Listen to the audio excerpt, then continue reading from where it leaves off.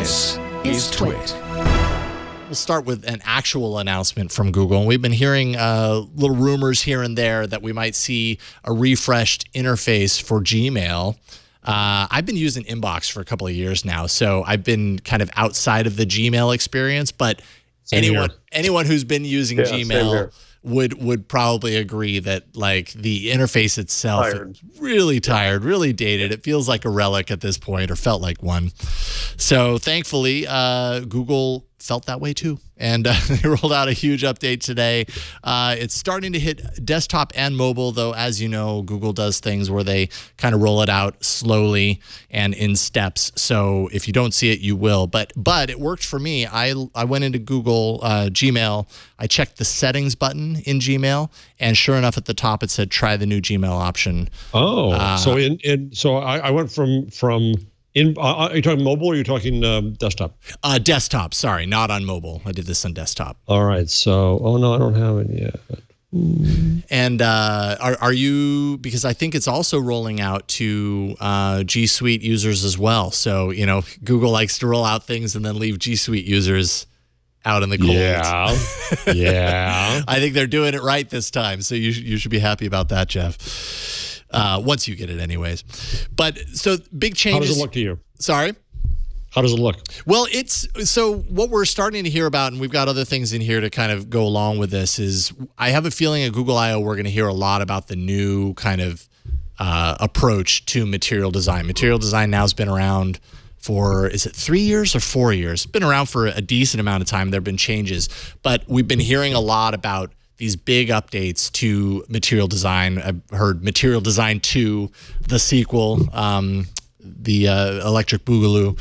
And so we're going to see a lot of what we're probably seeing here in the Gmail app, which is a lot of white space, a lot of rounded corners type stuff. I just got it in my other email account. Oh, you did? Okay, so you can look at it and kind of pick it apart.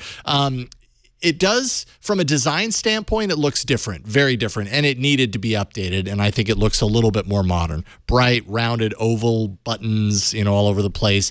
Elements that have movement when you're interacting with the interface, things that kind of move into place and out, stuff like that on when you hover and drag it, that whole stuff.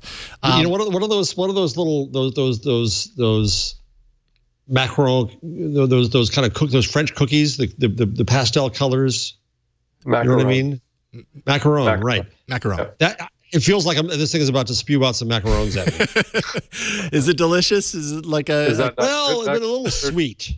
Macarons are fantastic. What are you talking about? Do you want your business email painted with macarons? Yeah, I don't know. It just feels a little... a little bubbly. It's got that bubbly kind but of... at least it's different. It's a change. I mean, it was looking pretty tired. Yeah.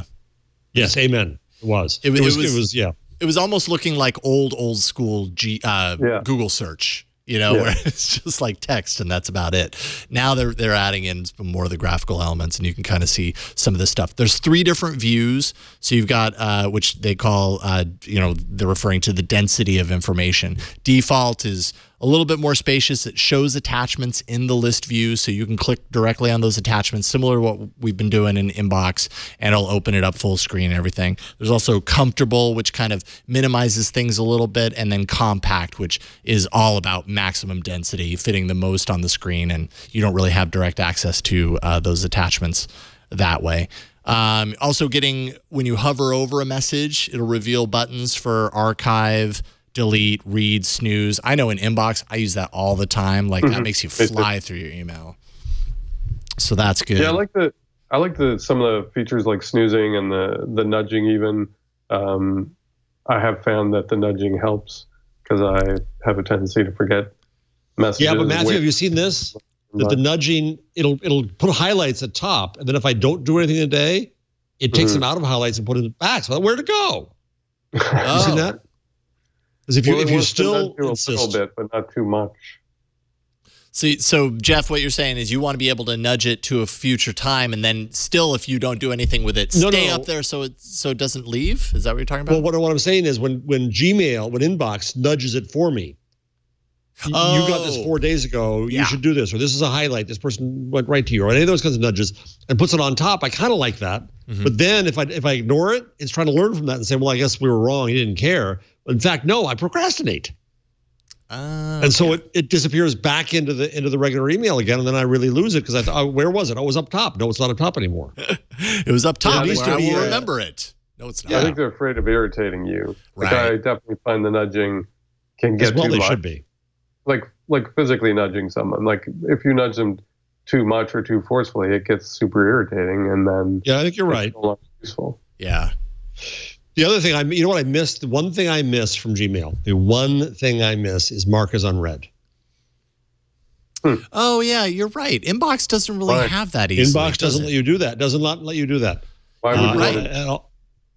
Because I see something on top that is still that way I know that I still got to deal with it. Yeah, I know exactly what you mean because I will leave things unread as a reminder to me later to refer to it. And I think I've kind of worked myself out of that habit a little bit more. I've started to kind of trust a little bit more the hide this until tomorrow sort of thing. And that way when it reappears tomorrow, I do something with it, which is kind of what you were talking about, Jeff. But yeah, actually I have to do something with it. I mean, Inbox really seems to be built around this idea of Inbox Zero. Get it all down, get it off your screen. I've never used it like that. I just can't do it. Really? No.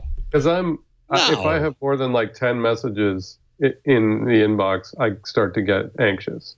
So okay, like, everybody, start emailing Matthew. And I have this kind of OCD thing where if it's unread, I have to read it.